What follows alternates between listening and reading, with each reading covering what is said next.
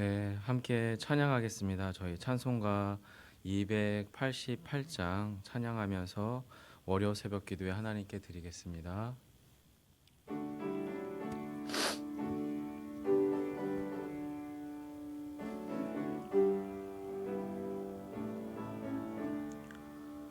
예수를 나의 구주 삼고 성령과 피로써 거듭나니 이 세상에서 내 영혼이 하늘의 영광 누리도다.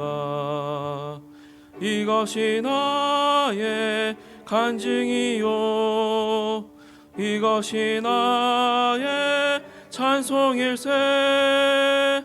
나 사는 동안 끊임없이 그 주를 찬송하리로다.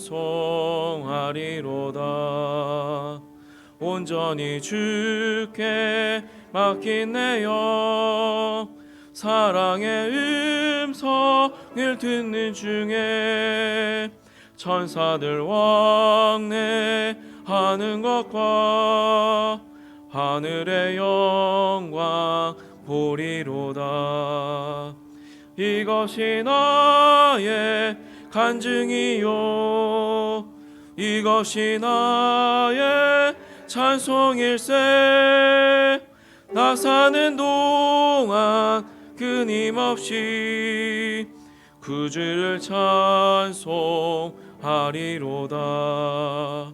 주 안에 기쁨 누림으로 마음의 근황이 잔잔하니 세상과 나는 간 곳 없고 구속한 주만 보이도다.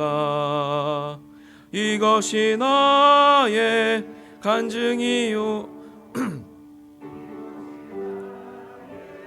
찬송일세. 나 사는 동안 끊임없이 그 주를 찬송하리로다. 아멘. 아멘. 감사합니다. 저희 오늘 나눌 하나님의 말씀은 역대상 22장입니다. 역대상 22장 1절로 10절까지의 말씀인데요. 큐티책 200면 저희가 읽기는 1절부터 5절까지 함께 읽도록 하겠습니다. 1절에서 5절입니다. 찾으셨으면 저희가 한 목소리로 함께 읽을까요? 함께 읽겠습니다. 다윗이 이르되 이는 여호와 하나님의 성전이요 이는 이스라엘의 번제단이다 하였더라. 다윗이 명령하여 이스라엘 땅에 거류하는 이방 사람을 모으고 석수를 시켜 하나님의 성전을 건축할 돌을 다듬게 하고 다윗이 또 문짝목과 거멀못에 쓸 철을 많이 준비하고 또 무게를 달 수 없을 만큼 심이 많은 옷을 준비하고 또 백향목을 무수히 준비하였으니 이는 시돈 사람과 두롯 사람이 백향목을 다윗에게로 많이 수운하여 왔음이라. 다윗이 이르되 내 아들 솔로몬은 어리고 미숙하고 여호와를 위하여 건축할 성전은 극히 웅장하여 명성과 영광이 있게 하여야 할지라. 그러므로 내가 이제 그것을 위하여 준비하리라 하고 다윗이 죽기 전에 많이 준비하였더라. 아멘. 네, 5절까지요. 네, 감사합니다. 오늘 말씀은 저희가 22장 본문인데요. 21장부터 좀 다루면 좋을 것 같아요. 21장에는 어떤 사건이 등장하냐면요. 인구 조사를 합니다. 다윗이라고 하는 왕이 꽤나 평화 시대를 구가하던 중에 요압 장군을 통해서 이스라엘의 인구수가 얼마나 될지 인구 조사를 시키게 돼요. 자, 근데 성도 여러분 아시겠지만 본문을 읽으셨으면 아시겠지만 이 인구 조사가 하나님 앞에서 큰 죄악이 됩니다. 도대체 인구 조사가 왜 하나님 앞에서 치명적인 죄가 됐을까요? 오늘날로 치자면 현대 국가에서 정기적으로 행하는 인구 센서스거든요. 얼마 전에 저희 집에도 그 인구조사에 참여해달라고 하는 안내문이 하나 왔었어요. 오늘날의 현대 국가에서는 정기적으로 인구 조사를 한단 말이에요. 합법적이고요, 정당하고요, 또 국가의 정책 반영을 위해서는 인구 조사는 필연적이거든요. 자, 근데 고대 시대에 하나님의 왕국 다윗 왕국에서 인구 조사를 행한 게 하나님 앞에서 성경은 매우 치명적인 죄, 또 그 죄로 인하여서 매우 비참한 결과가 이스라엘 사회 가운데 찾아오게 됩니다. 왜 그랬을까요? 시간 관계상 제가 말씀을 드려야 되죠. 사실 여러분 고대 국가에서 어느 한 국가가 특별히 제국을 형성하는 제국이라고 하는 것은 일정한 형식의 인구와 또 영토를 확보하고 있는 여러 다양한 연합 민족체가 보통 제국이거든요. 바로 이 제국이 고대 제국이 자신들의 힘을 과시하고 또 자신들의 힘을 더 확장해서 만들어내는 수단, 그 수단이 결정적인 게 두 가지가 있습니다. 첫 번째가 인구고요. 두 번째가 영토, 땅입니다. 땅.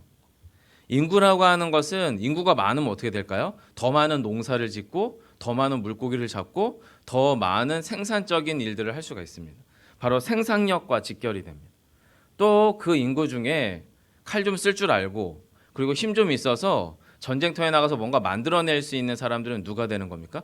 군인이 되죠. 전투력과 직결이 됩니다. 고대 제국에서 인구수는 바로 국가의 생산력과 국가의 전투력과 직결돼요. 사실 오늘날도 비슷해요. 크게 다르지 않습니다. 동시에 영토라고 하는 것은 뭐냐면 영토 자체가 그 당시에 고대 국가에서 여러분 땅은 하늘, 땅 위에 있는 것이나 땅 아래에 있는 것이나 물속에 있는 것이나 산속에 있는 것이나 들에 있는 게 기본적으로 다 누구 거죠? 왕의 것입니다. 제국이라고 하는 영토는. 즉 여러분 영토 자체가 넓다라고 하는 것은 제국의 왕의 재산이 그만큼 많다는 걸 의미하거든요. 그리고 영토가 그만큼 많다면 그 재산 자체가 더 많이 늘어나겠죠. 왜냐하면 더 많은 인구가 더 많은 농사도 짓고 더 많은 수렵도 하고 더 많은 전쟁도 벌이면서 영토가 늘어나는 것은 국가의 재산 증식에 절대적이고 매우 유용한 수단이었다는 거예요. 그러다 보니까 각각의 제국들이 자신들의 땅에 만족하지 않고 더 많은 정복 전쟁을 통해서 더 많은 땅, 더 많은 노예, 더 많은 사람들을 확보하려고 그렇게 전력 투구했었던 게 고대 제국의 역사였단 말이에요. 자, 그래서 여러분 다윗이 인구 조사를 한 것을 성경은 하나님의 뜻이라고 말하지 않습니다. 그리고 다윗의 의도를 포함해서 심지어 이것을 성경은 앞쪽에서 여러분 사단의 충동이라고, 사단의 미혹이라고 말해요. 왜 미혹이 되는 걸까요? 뭔가가 변질됐잖아요. 뭔가 문제 상황이 생겼으니까 사단의 충동이고 사단의 미혹이 되는 거겠죠. 왜냐하면 다윗의 의도대로 행한 인구조사가 하나님의 관점에서는요, 하나님의 관점에서 다윗을 왕으로 앉힌 이 이스라엘은 보이지 않는 영적 세계인 하나님 나라에 눈에 보이는 가시적인 모형물이었어요. 모델하우스였거든요. 달리 말하면 하나님 나라의 동격이었던 것이 다윗이 통치하는 이스라엘이라고 하는 국가였어요. 하나님 나라의 모형이었던 이 이스라엘이 눈에 보이는 세상 속에 딱 심겨졌는데 이것이 당신이 그렇게 믿었던 다윗에 의해서 순식간에 어떻게 되는 거예요? 변질되는 거예요, 여러분. 인구조사는 단지 인구조사가 아니라 이곳이 하나님이 통치하시는 하나님의 정신과 하나님의 방식이 드러나야 되는 하나님 나라의 모델하우스인 이스라엘을 순식간에 이방 나라, 우상을 섬기는 이방 국가로 순식간에 변질시키는 이 이동이 다윗의 인구조사에 의해서 이스라엘에서 일어난 거죠. 치명적인 죄입니다, 여러분. 치명적인 죄.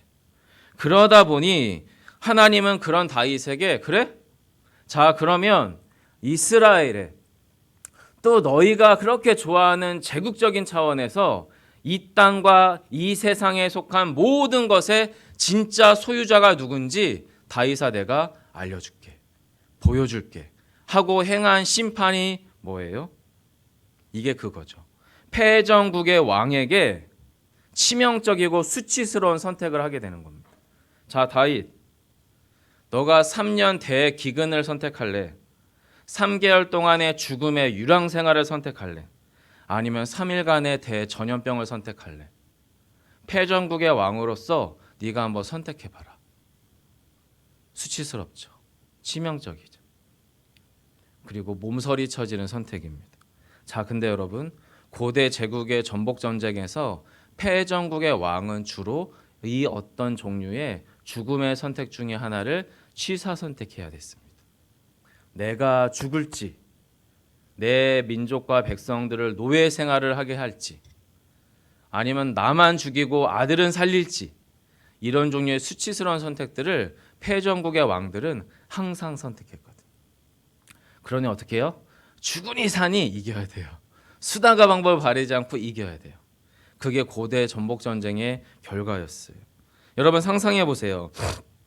일국의 왕이에요. 그것도 상승곡선을 구가하던 전성기의 다윗 대왕이 치명적이고 수치스러운 몸서리치는 선택을 하는 왕의 비극, 패전국의 왕의 비극 가운데 직면하게 된 거예요. 사실 여러분, 왕의 선택의 즐거움은 비참한 선택이 아니라 즐거운 선택이거든요. 내일 뭘 먹을지, 내가 내일은 뭘 할지.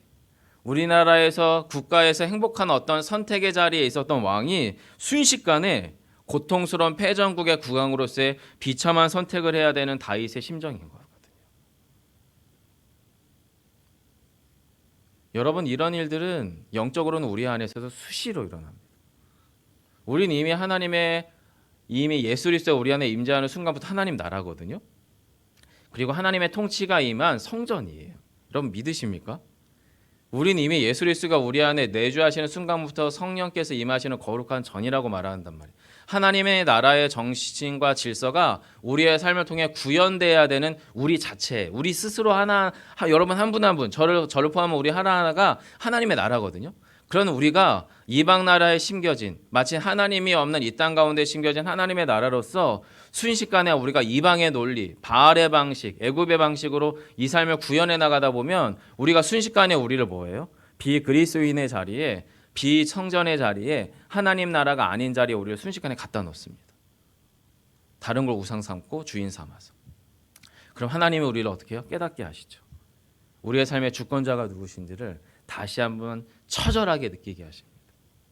이 일은 우리 안에서도 수시로 일어나는 일이에요. 자, 어쨌든 여러분, 하나님은 그렇게 다윗과 이스라엘의 회복 프로그램을 하세요. 이스라엘의 첫 번째 회복의 출발점은 다윗에 의해서 오르난의 타작마당에서 만들어진 제단과 제사였습니다. 그리고 이 오르난의 타작마당에 만들어진 제사와 제단을 통해서 다윗은 여호와의 성전을 지을 마음을 확정하죠. 그게 여러분 오늘 본문 1절이거든요. 다시 한번 여러분 1절을 여러분이 좀 읽어주시겠어요? 함께 읽겠습니다. 시작.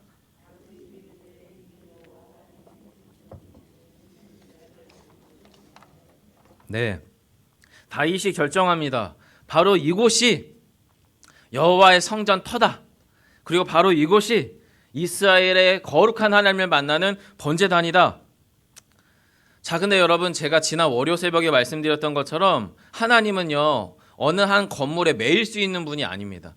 하나님 여기 계시라고 해서 계실 수 있는 종류의 분이 아니라는 거예요. 그래서 다윗에게 그렇게 건축하지 말아라 한 거죠. 그리고 도리어 하나님은 난 차라리 모세 시대 또는 그 이전에 아브라함 시대부터 내가 거했었던 성막이 좋다, 회막이 좋다, 그리고 너희들과 함께 있는 천막이 좋다. 나는 오히려 거기서 나의 백성인 이스라엘과 더 순전하고 더 정직하고 진실한 만남을 원한다라고 강조하셨어요. 게다가 다윗의 계보, 다윗의 왕위를 통해서 영원한 당신의 아들이라고 불려질 왕이 날 것에 대해서 이미 이야기하셨어요. 지난 월요일 새벽 본문에서. 그런데 이런 하나님의 신탁을, 이런 하나님의 진심을 다윗이 교묘한 자신의 제국적인 요소와 결합시킵니다. 그리고 그 가운데에서 성전을 건축하는 방향으로의 움직임을 만들어내고 있는 거죠. 자, 성도 여러분, 제가 지난주도 그렇고 이번 주도 그렇고 성전 건축에 대해서 다소 부정적인 뉘앙스로 말씀드리고 있는 건 사실인데요. 결론적으로 말씀을 드리자면 다윗의 성전 건축은 불가피한 겁니다. 불가피한 거고요. 그리고 필연적인 거예요. 다윗이 아니더라도 다른 이스라엘의 왕에 의해서 성전은 지어질 수밖에 없는 역사적 과정이에요. 역사라고 하는 게 사실 그렇거든요. 지어질 수밖에 없어요. 여러분, 오늘날도 저희가 초가집의 성전에서 예배할 수는 없잖아요. 그렇지 않습니까? 시대를 관통하면서 건물이 달라질 수밖에 없는 거예요. 성막은 성전이 되어질 수밖에 없는 역사적인 과정이 필연적으로 있어요. 하지만 오늘 저희가 기억하고 다뤄야 되는 것은 다윗의 성전 건축의 과정에 배어있는 제국적인 요소, 우리 교회식의 표현으로 비복음적인 요소를 찾아내야 돼요. 그리고 다윗의 성전 건축 준비 과정을 통해서 우리가 본질적으로 발견하고 지향해야 되는 지점이 무엇인지를 찾아봐야 된다라고 하는 거예요.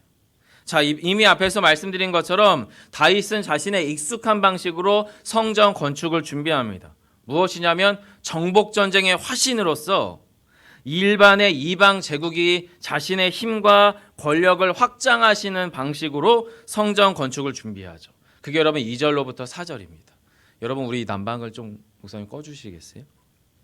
좀 많이 덥네요. 자, 2절로 4절을 좀 같이 읽도록 하겠습니다. 함께 읽습니다. 시작. 다윗이 명령하여 이스라엘 땅에 거류하는 이방 사람을 모으고 석수를 시켜 하나님의 성전을 건축할 돌을 다듬게 하고, 다윗이 또 문짝 목과 거멀못에 쓸 철을 많이 준비하고, 또 무게를 달 수 없을 만큼 심이 많은 놋을 준비하고, 또 백향목을 무수히 준비하였으니 이는 시돈 사람과 두롯 사람이 다윗에게로 많이 수운하여 왔음이라.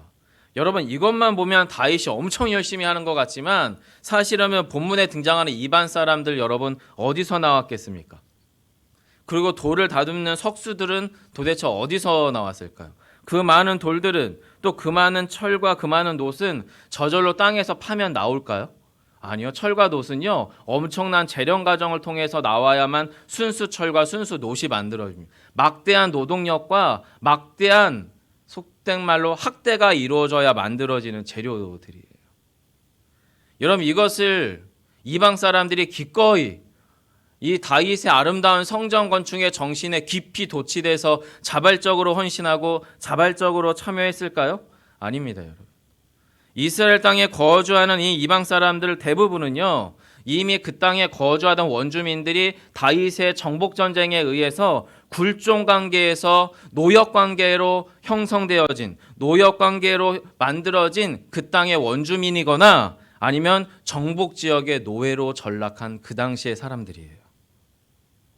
그리고 석수들이 동원되었을 때 그 수많은 돌들은 저절로 다듬어지는 게 아닙니다. 그리고 여러분, 백향목이라고는 지금도 엄청나게 비싼 나무거든요. 지금도 엄청난 고급 목재입니다. 이 백향목을 그 수천 수백 그루들을 기꺼이 이 나라가 갖다 바쳤을까요? 아닙니다, 여러분. 힘의 관계에 의한 굴종된 조공입니다. 조공. 결국에 본문의 석수와 백향목은 이미 앞에서 성전이 지어지기 전에 다윗의 왕궁을 짓거든요. 다윗궁을 지어요. 그래서 다윗의 머리에는 성전은 이렇게 지으면 되겠구나라고 하는 게 자기 머리에 있는 거예요. 어떤 재료로 어떤 방식으로 짓고 어떤 사람을 동원시키고 어떻게 노역을 시키면 이 다윗궁처럼 자신이 만들어 놓은 왕궁처럼 자신의 성전, 하나님의 성전도 이렇게 멋지게 지어질 거라고 하는 자기 경험이 있는 거예요. 그걸로 짓는 거죠. 네. 여러분, 이것이 과연 하나님이 원하시는 방식이었을까? 이미 앞에서 불가피한 면이 있다고 말씀을 드렸지만 저는 그 질문이 머릿속에 가득했습니다. 물론 다윗은요, 비교적 다른 국가의 왕들보다는 선정을 베푼 선한 왕이에요. 하지만 오늘날의 인권이나 평등이나 노동 가치의 존중이라고 하는 현대적 가치의 관점에서 볼 때는 그냥 그런 고대인입니다. 자, 그렇다면 오늘 본문에서 다윗의 성전 건축을 통해서 성경은 저와 여러분에게, 또 이 성경을 처음 읽게 됐던 역대기의 1차 독자들에게 무엇을 말하고자 하는 걸까요? 죄송하지만 이 본문을 가지고 교회들이 건물 지을 때 참 많이 설교의 본문으로 사용해요. 저 어릴 때도 그랬어요. 지금도 그렇고. 근데 사실은요, 이 본문은요, 성전, 교회 건물을 짓기 위한 본문이 아니에요. 제가 볼 때. 건물은요, 교회 건물은 교회론과 예배학의 기초에서 건물이 지어져야 됩니다. 교회가 무엇이냐라고 하는 질문에 대한 공동체의 깊은 대답 속에서 건물이 지어져야 되고, 이 건물은 하나님 앞에 예배드리는 것이 무엇인가에 대한 예배에 대한 질문과 그것에 대한 답으로 예배가 이 건물이 지어져야 돼요. 근데 이 땅에 많은 교회들이 그 실수를 많이 범한 것 같아요. 여러분, 어쨌든 오늘 이 본문에서 성전 건축은 이렇게 하는 거야라고 하는 걸 보여주는 게 아니죠. 오늘 이 본문은 저와 여러분과 또 이 역대기의 1차 독자들에게 보여주고자 하는 바가 뭐냐면 바로 하나님을 향한 우리의 신앙의 진면목, 믿음의 진짜 모습은 지금 현재 이 땅에서 얼마나 어떻게 구체적으로 구현되고 있느냐. 다윗의 믿음의 표현이잖아요. 성전 건축은. 그렇잖아요. 옆에 있는 요압이 성전 지읍시다라고 말한 거 아닙니다. 나단 선지자가 다윗에게 꿈에 나타나서 하나님이 말씀하셨으니까 성전 지어야 됩니다라고 말한 게 아니라 다윗의 자기 신앙의 표현이었어요. 즉 여러분, 오늘날 이 시대 가운데에서 우리의 신앙의 진면목, 믿음의 진짜 모습이 나의 외연을 통해서, 그리고 우리의 주변 사람들을 통하여, 또 우리가 살아가는 지금 이 대한민국의 사회와 이 세상을 향해서 나는 도대체 내가 예수쟁이라고 하는 모습을 어떻게 드러내고 있느냐에 대한 질문이라는 겁니다. 비록 다윗이 자신의 익숙한 방식으로, 심지어 비복음적인 방식, 제국적 방식으로 표현했더라도 말입니다. 적어도 다윗은 자신이 해낼 수 있는 최대치의 표현과 힘을 가지고 자신의 신앙을 이 땅에 구현했다는 거예요. 오늘 저와 여러분 가운데도 내가 예수쟁입니다, 내가 그리스도인입니다, 내가 이 시대를 살아가는 진짜 하나님의 사람입니다라고 하는 걸 구현해낼 수 있는 우리의 외연이 필요합니다. 우리의 삶의 표현이 필요합니다. 우리의 태도와 우리의 시선과 우리의 언어와 우리의 삶을 통해서 내가 이 시대에 예수를 살아내는 성전입니다라고 하는 걸 보여주는 역동이 우리 안에 필요하다라는 거예요. 물론 여기에는 여러분 빛과 그림자가 공존해요. 다윗의 불완전한 모습이 있죠. 우리도 불완전해요. 우리도 때로는 우리 안에 비복음적인 비그리스도인의 삶의 요소가 물론 있을 거예요. 하지만 이 도전이 우리에게는 오늘날 필요하더라라는 거죠. 상상해 보세요, 여러분. 포로기 시대를 마치고 귀향한 이 유대인들은 지금 자신들이 왜 성전을 지어야 되는지도 전혀 모르는 상태에서, 또는 전혀 동기부여되지 않은 상태에서 단지 자신들이 가라고 했으니까 고향 땅에 찾아와서 자기들이 살 집 몇 채를 지어 올리는 게 아니에요. 거대한 성전을 져야 되는 거거든요. 거대한 성전.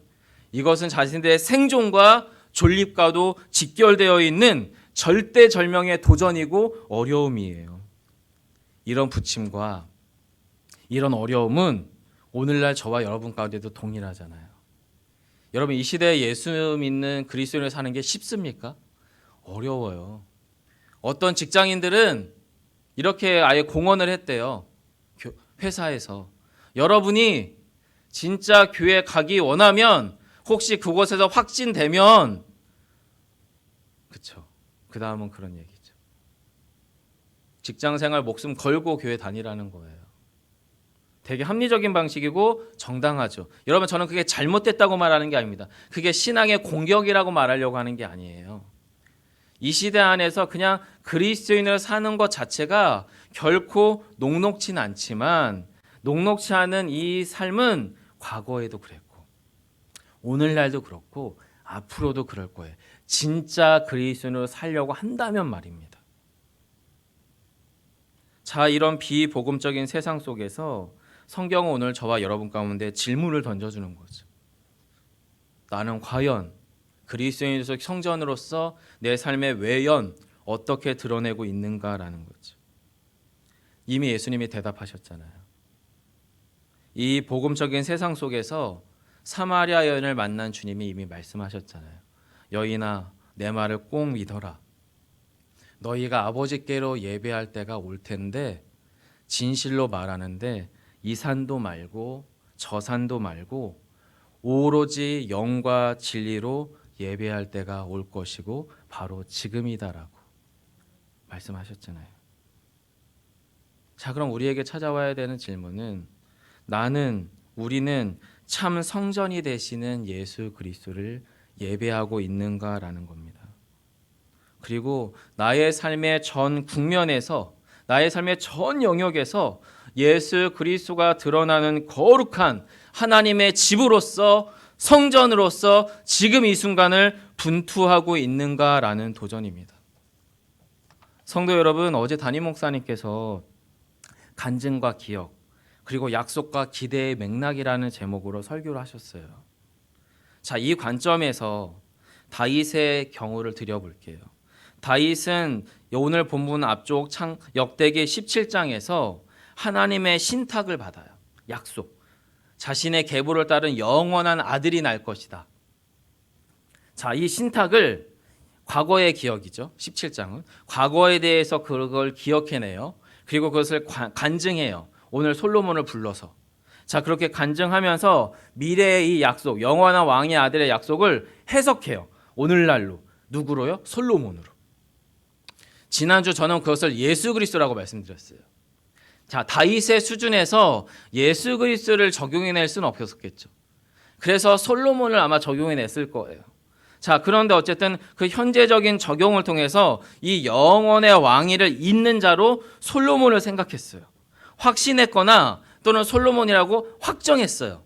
자, 그러고 나서 봤더니 이 솔로몬이 이 제국의 한 국왕으로서 이 거대한 통일왕국 이스라엘의 왕으로서 다윗이라 바라볼 때 이 솔로몬이 어때요? 너무 어려요. 너무 미숙하고 너무 연약한 거예요. 자, 그런 다윗이 자기가 바라볼 때에 다윗의 왕궁보다는 훨씬 거대하고 영광스럽고 뭔가 있어 보여야 되잖아요. 성전이. 그걸 짓기에는 터무니없이 작은 거예요, 이놈이. 자, 그러면 다윗이 할 수 있는 최대치가 뭐예요? 성전 준비를 하는 거죠. 성전 건축 준비를 하는 거예요. 그 당부의 이야기가 오늘 읽진 않았지만 6절부터 10절 사이에 쭉 나타납니다. 쭉. 자, 시간 관계에서 그 본문을 읽지는 않겠지만 여러분, 결론적으로 말씀드리면 하나님의 말씀과 뜻은 1+1은 2라고 하는 식의 도식적이거나 기계적인 해석이나 적용은 아니에요. 하지만 다윗의 수준에서는 그런 기계적 해석을 할 수밖에 없죠. 영원한 왕위를 이을 수 있는 자는 솔로몬이라고 확정했겠죠. 자, 사람들조차도 여러분 이런 여러 가지 다양하고도 기계적인 해석은 일어나기 마련이에요. 하지만 본문에서 여러분 특별히 역대기에서 하나님께서 17장에 언급한 다윗의 계보를 통해 올 영원한 왕에 대한 비유는 이 신탁은 여러 가지 이중적 의미가 있어요.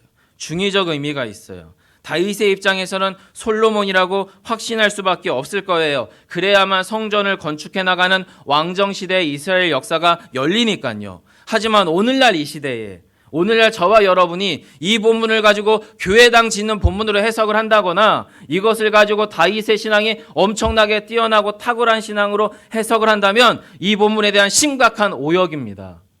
오히려 이 본문은 이미 예수 그리스도가 우리에게 성전으로 오셨기 때문에 영원한 왕의 계보로 오신 예수 그리스도가 우리의 삶에서 어떻게 구현되어야 하는가에 대한 중차대한 본문으로 받으셔야 한다는 거예요. 왜냐하면 예수님도 2000년 전에 이 땅 가운데 와서 헤롯 왕에 의해서 다시 지어진 그 성전을 보면서 말씀하셨죠. 저 성전을 허물어라. 내가 3일 만에 그 성전을 다시 짓겠다라고 말씀하셨어요. 몸으로 사는 성전이 뭔지를 예수님이 2000년 전에 이미 우리의 몸을 통해 구현하셨다는 거예요. 그렇기 때문에 오늘날 저희도 이 그리스도의 모범을 따라야 한다라고 하는 거죠. 다윗의 성전 건축이 옳으냐 그르냐는 여러분 중요하지 않아요. 본문에서 더 정확한 맥락은 무엇이냐면, 더 정확한 질문은 다윗이 그토록 열망하며 짓고자 했던 하나님의 집, 하나님의 성전의 원형, 본질이 무엇이냐라는 질문입니다. 죄송하지만 이 질문을 하나님은 오늘도 저와 여러분에게 동일하게 질문합니다. 여러분, 우리는 이 땅에서 짓고자 하는 그렇게 열망하는 하나님의 집 성전은 여러분 무엇입니까? 오늘날 하나님께서 저와 여러분 안에서 진실로 회복하길 열망하는 여호와 하나님의 성전은 무엇이냐라고 하는 질문입니다. 진실로 오늘날 우리 안에 회복되어져야 되고 무너져 내린 것이 무엇인지 점검해야 되지 않겠습니까? 결론으로 말씀드리면 실제 우리도 이 포로기 시대를 살아가는 이스라엘 사람들처럼 예루살렘 성전이 이미 허물어져 있는지도 모릅니다. 그리고 포로기에서 하나님이 구원하셔서 빈손으로 그들을 돌려보냈지요. 유대인의 정체성을 상실한 포로기의 사람들처럼 우리도 어쩌면 하나님이 우리를 돌려보내서 이 땅에 두셨는데 그리스도인이라고 하는 정체성조차도 모호한 채 살아가고 있는지도 모르겠습니다. 우리도 그 유대인들처럼 그렇다는 거죠. 하지만 다시 오늘 이 말씀을 만났잖아요. 그럼 질문해야죠. 우리에게 예배는 무엇이며 교회는 무엇이며 코로나 시대를 관통하며 살아가는 그리스도인이라고 하는 것이 도대체 무엇인가? 만약에 우리가 이 질문에 대한 답을 포기하거나 회피하거나 관가한다면 어쩌면 우리는 여전히 나다루와 하나님, 내 방식대로 성전을 높이 짓고 그 안에 하나님을 억지로 모셔드리려고 하는 영적 오류를 범하는지도 모르겠습니다. 성도 여러분, 오늘도 이 말씀 안에서 우리 안에 진실로 회복되어야 될 예수 그리스도의 몸이 무엇인지 묵상합시다. 그리고 참 하나님의 성전이 오늘 이 시간 우리 안에 온전히 회복되어지는 귀한 영적 시간 되시기를 간절히 원합니다. 기도하겠습니다. 아버지 하나님, 이른 새벽 우리의 마음 가운데 임한 말씀 앞에서 저희가 정직히 하나님 앞에 나아가길 원합니다.